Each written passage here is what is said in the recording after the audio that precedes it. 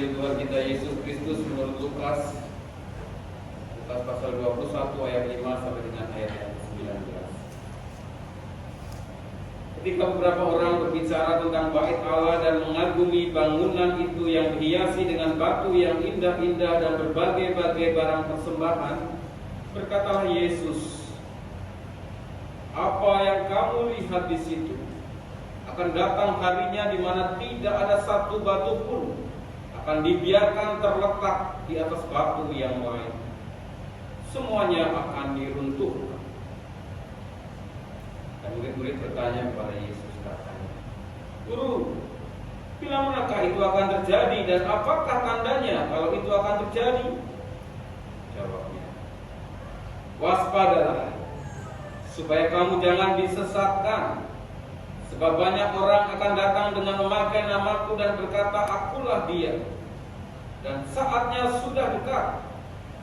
Janganlah kamu mengikuti mereka. Dan apabila kamu mendengar tentang peperangan dan pemberontakan, janganlah kamu terkejut, sebab semuanya itu harus terjadi dahulu. Tapi itu tidak berarti kesudahannya akan datang segera." Ia berkata kepada mereka, "Bangsa akan bangkit melawan bangsa dan kerajaan melawan kerajaan. Dan akan terjadi gempa bumi yang dahsyat, dan di berbagai tempat akan ada penyakit, sampar, dan kelaparan. Dan akan terjadi juga hal-hal yang mengejutkan dan tanda-tanda yang dahsyat dari langit. Tetapi sebelum semuanya itu kamu akan ditangkap dan dianiaya. Kamu akan diserahkan ke rumah-rumah ibadat dan penjara-penjara. Dan kamu akan dihadapkan kepada raja-raja dan penguasa-penguasa oleh karena namaku. Hal itu akan menjadi kesempatan bagimu untuk bersaksi. Sebab itu tetapkanlah dalam hatimu supaya kamu jangan memikirkan lebih dahulu pembelaanmu. Sebab aku sendiri akan memberikan kepadamu kata-kata hikmat sehingga kamu tidak dapat ditentang atau dibantah lawan-lawan. Dan kamu akan diserahkan juga oleh orang tuamu, saudara-saudaramu, kaum keluargamu, dan sahabat-sahabatmu. Dan beberapa orang di antara kamu akan dibunuh. Dan kamu akan dibenci semua orang oleh karena namaku. Tetapi tidak sehelai pun dari rambut kepalamu akan hilang. Kalau kamu tetap bertahan, kamu akan memperoleh hidupmu." Demikianlah Injil Tuhan Yesus Kristus. Berbahagialah mereka yang mendengarkan firman Allah dan yang memeliharanya. Haleluya. Haleluya.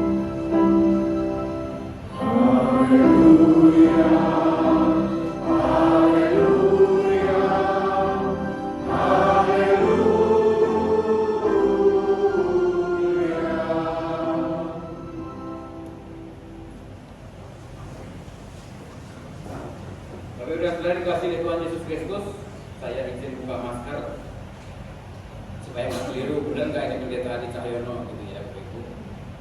Ini kali pertama saya melayani di kebaktian umum GKI Sunter, walaupun tidak direncanakan ya untuk melayani, karena harusnya yang berjadwal pendeta Vera, tapi dia berhalangan. Dan puji Tuhan, saya bersyukur mendapat kesempatan untuk beribadah bersama dan melayani firman Tuhan pada kebaktian hari ini, karena firman Tuhan hari ini menurut saya sangat penting dan relevan untuk kita renungkan bersama.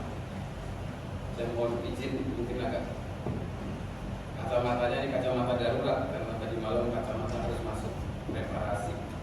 Ya Bapak Saudara, beberapa hari kemarin, seminggu inilah kurang lebih, viral tentang daftar pendeta GKI yang terpapar COVID.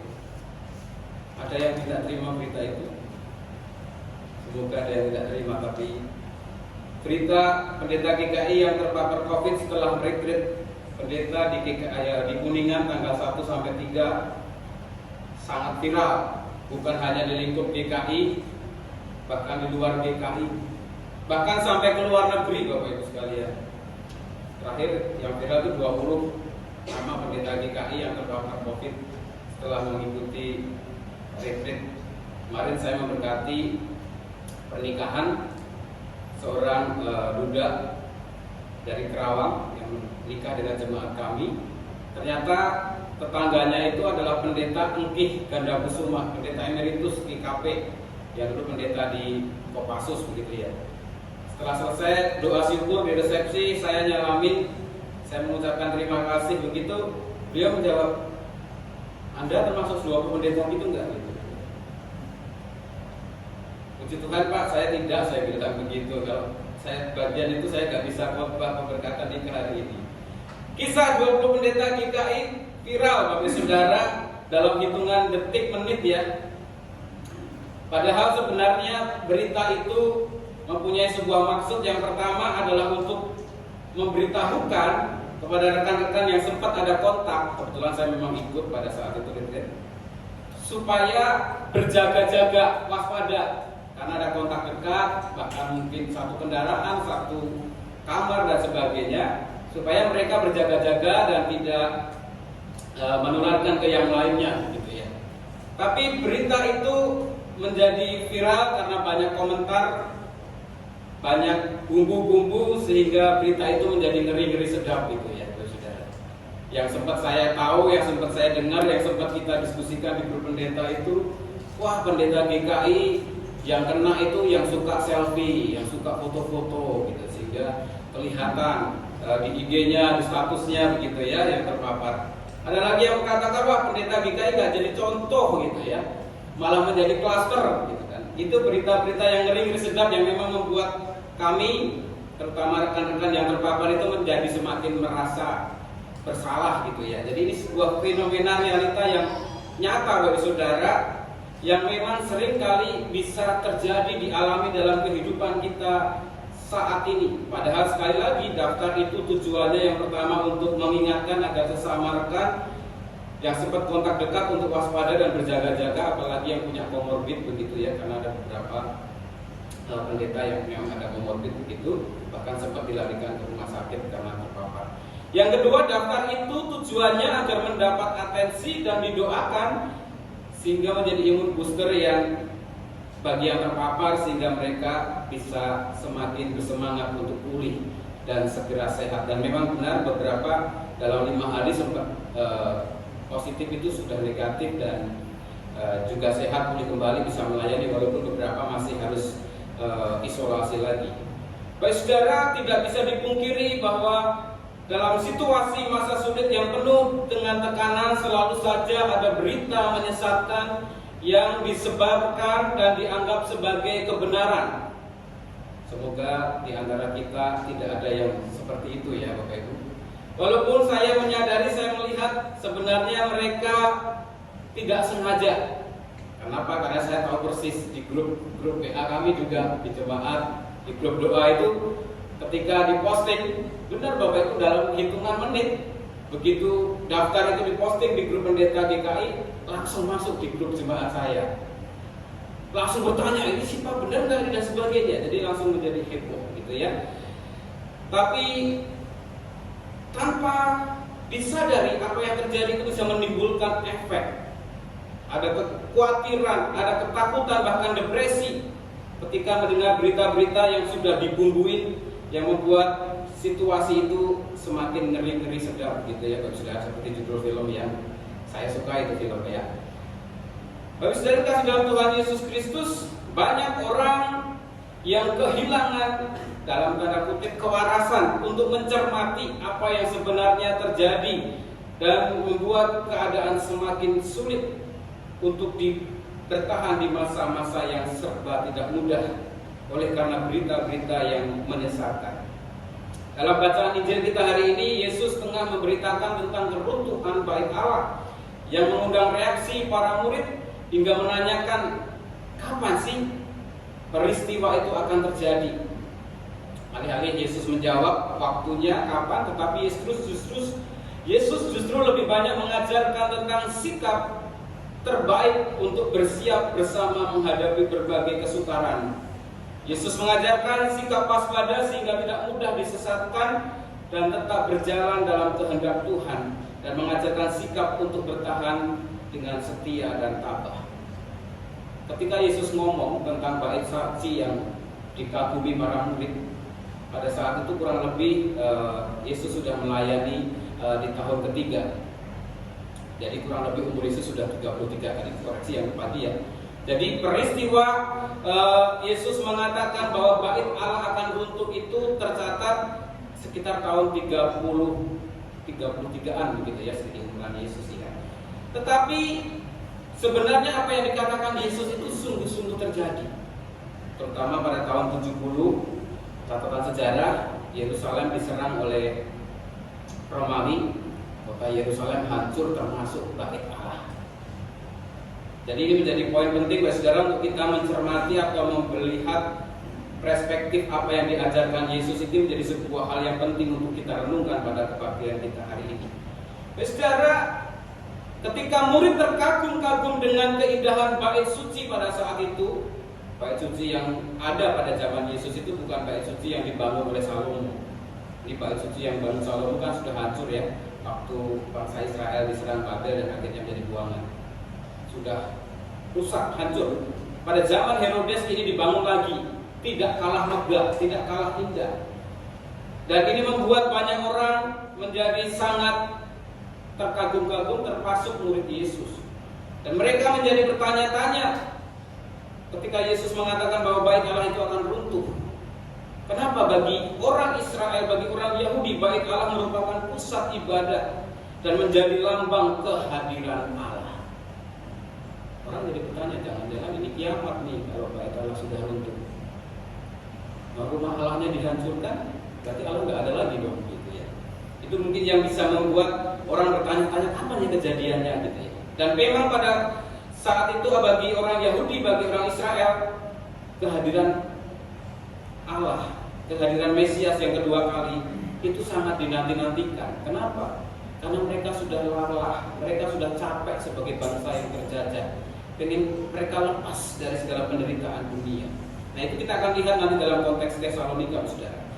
Tapi menjadi penting, ternyata apa yang dikatakan oleh Yesus ini menjadi sebuah pengajaran untuk para murid, dipersiapkan oleh Yesus menghadapi apa saja yang akan dialami oleh para muridnya, oleh para pengikutnya. Para murid tampaknya mengira bahwa Yesus akan datang untuk menggenapi kemesiasannya. Jadi di tahun ketiga pelayanan Yesus, banyak mujizat yang sudah dilakukan, banyak pengajaran yang sudah dilakukan. Para murid sudah mulai percaya bahwa Yesus adalah Mesias. Beberapa minggu yang lalu kita sempat membaca ketika Petrus ditanya, siapakah aku ini? Petrus menjawab, engkau Mesias. Jadi mereka mulai percaya dan mereka berharap Yesus Mesias itu datang untuk yang kedua kalinya. Oleh karena itu Yesus menegur mereka untuk tidak terlalu cepat mengharapkan kedatangannya yang kedua kali. Yesus mengajar mereka supaya waspada agar tidak disesatkan oleh Mesias-Mesias palsu yang mengklaim bahwa mereka adalah Mesias dan mengatakan bahwa akhir zaman akan segera tiba. Dalam ayat 8 dan 9 tadi. Lalu tanda-tanda terkait pertanyaan tanda-tanda para murid tadi, Yesus menjabarkan setidaknya ada beberapa yang bisa kita perhatikan. Ada beberapa peristiwa yang akan terjadi sebelum kehancuran bait Allah dan kota Yerusalem sebagai pertanda yang diharapkan itu sebagai hari Tuhan. Yang pertama, para penyesat yang mengaku sebagai Mesias akan bermunculan di mana-mana dan mengatakan hari Tuhan sudah dekat. Lalu akan ada peperangan dan pemberontakan, kemudian ada gempa bumi yang dahsyat, penyakit sampar atau wabah, dan kelaparan. Dan secara spesifik Yesus juga mengatakan para pengikutnya, para muridnya akan mengalami penganiayaan, bahkan ada yang binasa. Bahkan mereka juga akan merasakan penolakan dari orang-orang terdekat, dari keluarganya ataupun orang lain, karena mereka menjadi pengikut Kristus. Saudara, ini menjadi sesuatu yang sangat mengerikan ya. Kalau saya berada di posisi saat itu sebagai murid Kristus, Yesus kenapa ngomong kayak gitu ya? Apa maksudnya? Gitu ya. Yesus mengatakan bahwa kesesatan itu ternyata justru menjadi kesempatan bagi para murid untuk bersaksi tentang Mesias. Dalam situasi demikian mereka tidak perlu khawatir sebab Yesus akan menolong. Iman mereka pada Yesus memang akan membuat keluarga, orang dekat, bahkan semua orang akan memusuhi mereka. Tidak sedikit juga mereka akan mengalami kebinasaan. Tetapi semua itu tidak dapat memisahkan mereka dari kehendak Allah. Tidak ada yang dapat terjadi atas mereka di luar kehendaknya. bila mereka tetap bertahan dalam iman, maka mereka akan tetap hidup meskipun mereka sudah mati. Apa maksud Yesus mereka akan hidup meskipun mereka sudah mati? Jelas secara spesifik harafiah di sini dikatakan bahwa orang-orang yang setia mengikut Kristus sampai pada akhir hidupnya di dunia, mereka akan beroleh kehidupan kekal. Tapi saya mengajak kita memahami, memaknai ayat ini yang tadi dikutip di kata pembuka, bahwa mereka yang taat dan setia bertahan dalam iman dengan kewaspadaan itu memperoleh hidup bukan hanya kehidupan kekal, tapi kehidupan yang juga bukan kehidupan selamanya di dunia ini, tetapi kehidupan di mana hidup kita ini benar-benar hidup. Dulu tahun 95 sebelum 2000-an ada sebuah iklan produk yang terkenal yang kata-katanya Losta Masta, bikin hidup lebih hidup. Ada yang pernah dengar atau pernah ingat gitu ya? Artinya orang-orang yang bertahan dalam imannya dengan kewaspadaan sebagai pengikut Kristus, hidupnya itu akan berguna, berdampak, kalau Yesus katakan menjadi garam dan terang dunia. Ini adalah gambaran yang Tuhan Yesus sampaikan kepada para murid yang akan mengalami berbagai situasi-situasi sulit sebagai pengikutnya, sebagai para rasulnya di masa mendatang. Tadi saya sudah sebutkan peristiwa hancurnya kota Yerusalem termasuk Bait Allah terjadi tahun 70. Artinya 35 tahun kemudian setelah peristiwa itu. Injil Lukas ditulis kurang lebih tahun 85 Masehi.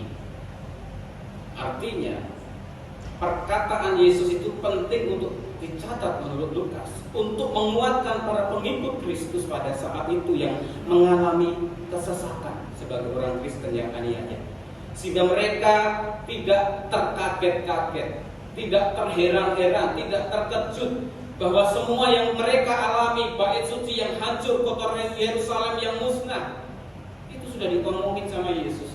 Tapi Yesus bukan hanya memberikan apa istilahnya ya, bayang-bayang ketakutan yang mencekam, tapi Yesus juga memberikan janji bahwa bagi mereka yang taat, bagi mereka yang bertahan, bagi mereka yang setia, mereka akan beroleh hidup.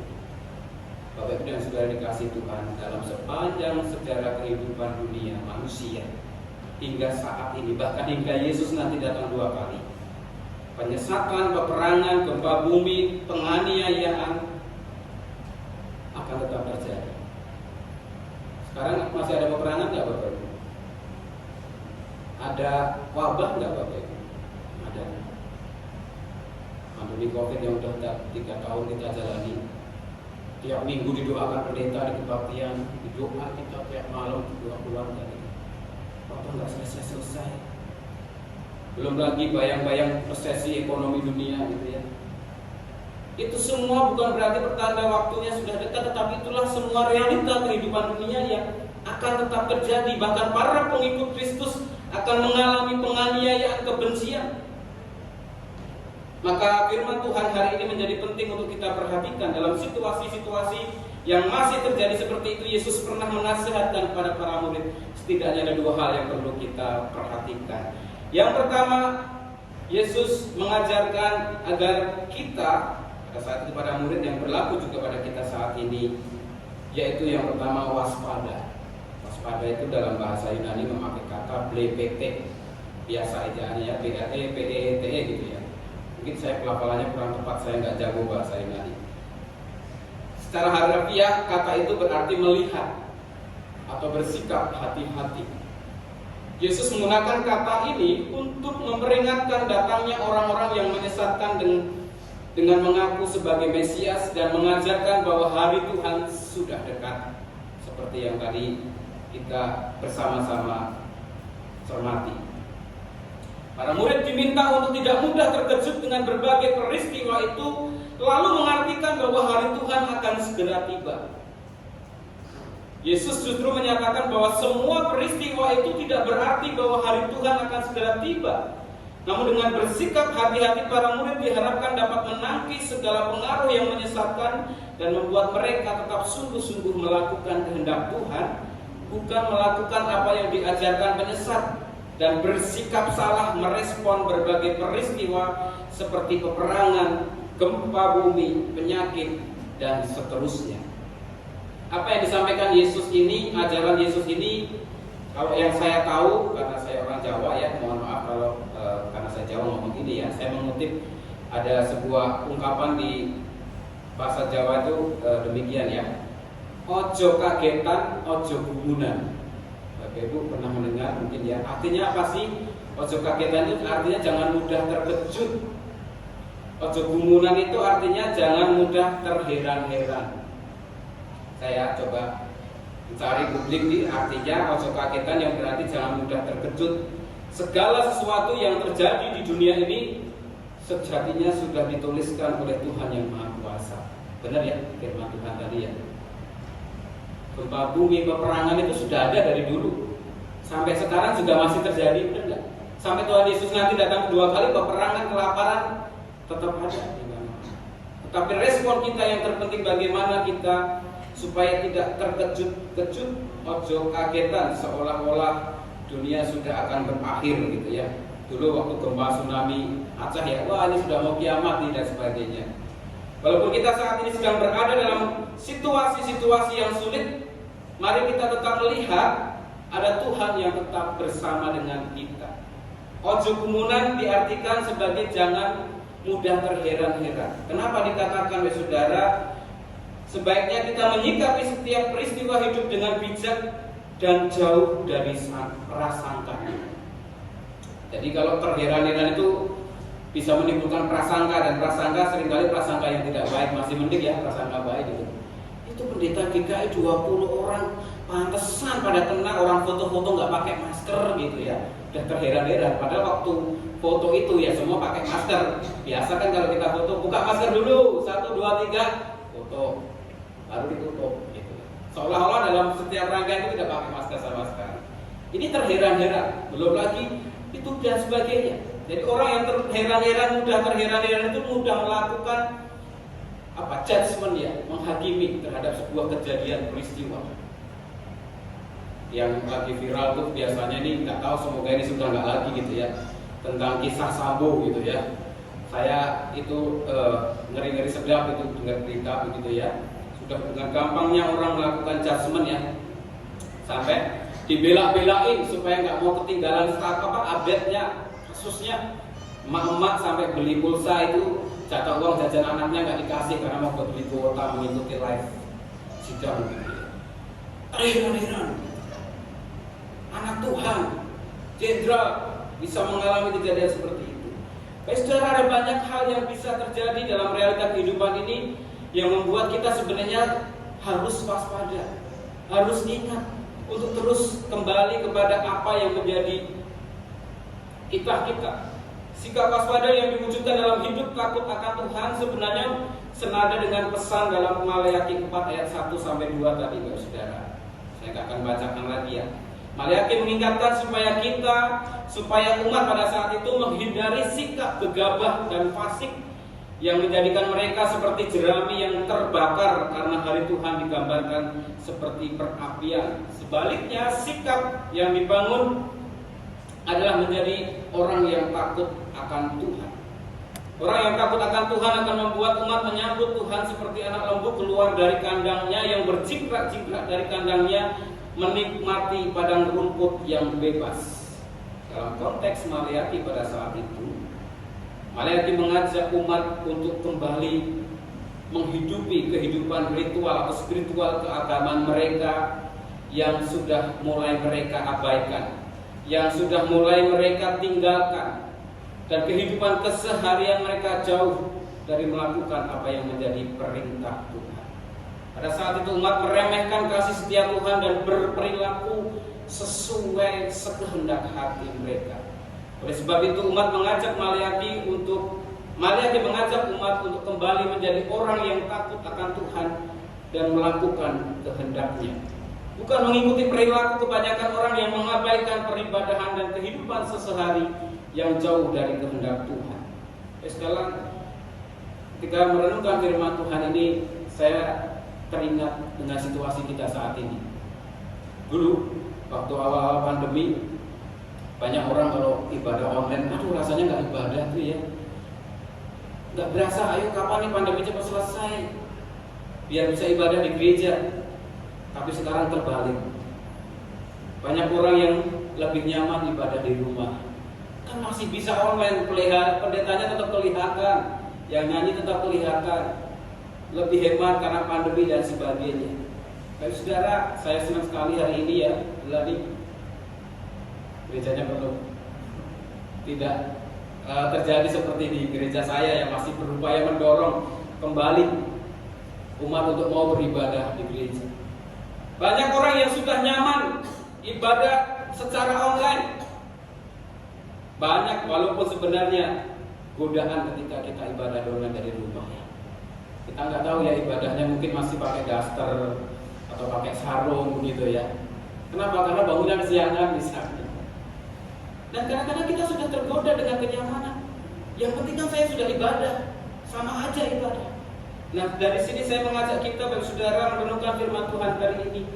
Saya senang bagi saudara sudah dengan sukacita menghidupi ritual peribadahan dengan sungguh-sungguh kembali bergereja. Namun saya mengajak kita melakukan lebih daripada itu, terutama ketika kita diperhadapkan pada situasi-situasi sulit. Itu yang dinasihatkan oleh Paulus kepada jemaat di Tesalonika, saudara. Jemaat di Tesalonika itu mengalami himpitan kehidupan yang sangat luar biasa berat, gitu. Seperti yang mirip-mirip dialami jemaat di awal-awal Yesus itu ya, dalam penjajahan Romawi yang masih terjadi.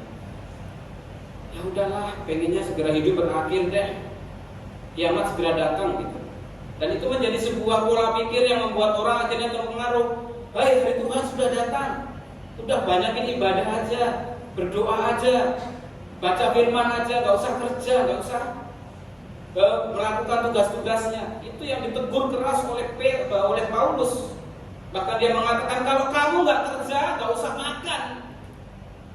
Apa yang dimaksudkan oleh Paulus di sini? Karena pada saat itu orang sudah nggak lagi mikir tugas tanggung jawabnya, tidak melakukan apa yang menjadi tanggung jawabnya untuk memenuhi tanggung jawab nafkah keluarga. Karena mereka berpikir Tuhan mau datang kok, kan kiamat, ngapain harus kerja?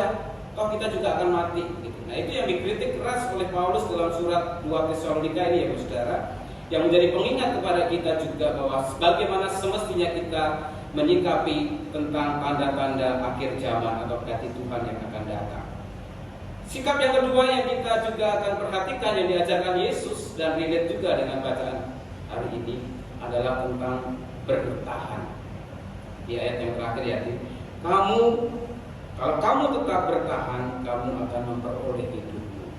Kata bertahan dalam bahasa Yunani yang dipakai di sini adalah hupomone, artinya ketabahan. Pendeta Yohanes Bambang Mulyotomo menulis sebuah buku berjudul Teologi Ketabahan yang didasarkan dari kitab Wahyu. Jadi di sana banyak sekali di Wahyu itu kita melihat Tuhan menguatkan melalui penglihatan kepada Yohanes ya, Rasul Yohanes, agar para murid bertahan itu secara umum. Jadi dengan mengatakan bertahan dalam pengajaran Yesus yang kita baca hari ini, Yesus sebenarnya menyatakan bahwa oleh karena Nabi Yesus memang para murid akan mengalami peristiwa yang membuat mereka ditangkap, dianiaya, bahkan beberapa orang dibunuh, mereka dibenci oleh keluarganya sendiri ataupun orang banyak. Tetapi Yesus mengajarkan supaya mereka tetap bertahan dalam hati setia dan tabah dalam menghadapinya. Mereka tidak diajarkan untuk lari, menghindar semua penderitaan itu, melainkan diajarkan untuk menggunakan kesempatan itu untuk bersaksi. Tentu ini bukan hal yang mudah ya saudara. Tadi saya sempat tanya Bulani, kalau di sini banjir kira-kira gimana ya? Katanya nggak pernah banjir Pak, di sini aman. Saya di Tanjung Duren kayak Delima baru saudara, tahun depan saya sudah 5 tahun di Tahbis dan 8 tahun. Saya dulu sebenarnya tidak siap ditempatkan di Jakarta. Saya waktu percakapan penempatan, saya mintanya di kota kecil aja gitu ya. Tapi ternyata di Jakarta. Alasan saya karena saya tidak siap dua hal. Apa yang baru bisa tebak? Yang pertama, Jakarta identik dengan apa? Macet dan banjir. Bapak saudara, saya bukan asal memilih. saya ada traumatik. Jadi ketika banjir tahun 2014 itu ya, saya sudah masuk itu. Jadi ketika banjir saya ada di dalam mobil Bapak Ibu. Itu saya tangan sampai keringetan, kaki saya sampai bisa bergetar gitu ya Saudara. Jadi saya memang ada traumatik sekali sampai seperti itu. Tetapi ternyata Tuhan sedang membentuk saya. Ceritanya ada salah satu jemaat, rumahnya itu terendam banjir di daerah Patra. Mungkin Bapak Ibu ada yang tahu ya, sangat terkenal daerah situ. Dan saya harus mengevakuasi, akhirnya saya harus menyeberang atau masuk ke dalam air segini, sudah terobos untuk mengevakuasi. Dari situ saya belajar bahwa di tengah kesesakan dan kesempitan itu sebenarnya momentum kita untuk kita dipakai Tuhan. Itu poin yang saya dapatkan, dan bagi saya ternyata Tuhan sedang menyembuhkan saya. Dan sejak saat itu saya tidak takut lagi dengan banjir, Saudara, dan macet. Kenapa? Ternyata saya bisa. Dulu kan traumatik itu karena memang pikiran kita sendiri, kalau orang selalu kita lihat. Bahkan di tengah kesesakan sebenarnya itu kesempatan kita dipakai oleh Tuhan, dibentuk oleh Tuhan, diperbaiki oleh Tuhan untuk menjadi berkat, untuk menolong orang. Kuncinya satu, bertahan dan setia. Saya sempat mengalami pergumulan yang tidak mudah untuk bertahan dalam proses kependetaan. Saya cukup lama proses kependetaan di GKI 5, hampir 3 tahun ya. 2014 saya baru ditabis 2018, bayangkan hampir 4 tahun Bapak. Tetapi ternyata itu proses yang memang Tuhan izinkan untuk saya mengalami banyak hal, diperlengkapi, dibentuk oleh Tuhan, dan kebenaran firman Tuhan hari ini membuat saya benar-benar terpujilah Tuhan. Firman ini luar biasa Saudara, bagi setiap kita yang mau tetap bertahan dan setia kepada Tuhan. Tuhan ternyata sedang memperlengkapi. Buktinya saya masih hidup, benar tidak sehelai rambut pun, istilah katanya tadi ya. Kalau kita tetap bertahan dan setia, kita bukan hanya diberkati secara pribadi, tetapi kita juga terus bisa melayani Tuhan di mana Tuhan berkenan menempatkan kita. Kalau enggak saya nggak bisa di sini ya Bu ya. Ya, saya menganjurkan bagi saudara bahwa apa yang diajarkan Yesus bukan hanya menguatkan untuk jemaat gereja mula-mula pada saat itu, untuk mereka bertahan dan setia dengan berbagai problematika kesulitan hidup yang ada. Tapi firman Tuhan hari ini juga mengingatkan kepada kita, yang pertama bahwa tanda-tanda hari Tuhan, peperangan, bencana alam, wabah penyakit, kita nggak tahu ya pandemi ini akan selesai kapan.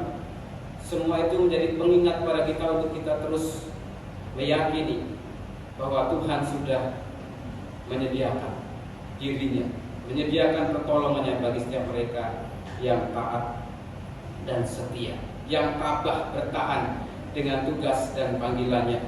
Tadi di paduan suara apa yang pagi ya, saya katakan meskipun Presiden Putin nggak jadi ke Bali, harus tetap menyanyi. Ukraina Rusia tetap perang, kita harus tetap melayani Tuhan. Amin.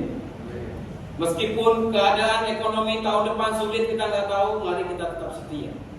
Bukan hanya untuk datang bergereja beribadah, tapi lakukan apa yang Tuhan panggil dalam hidup kita. Tadi di bagian kedua, Bulani sempat sharing bisik-bisik ya.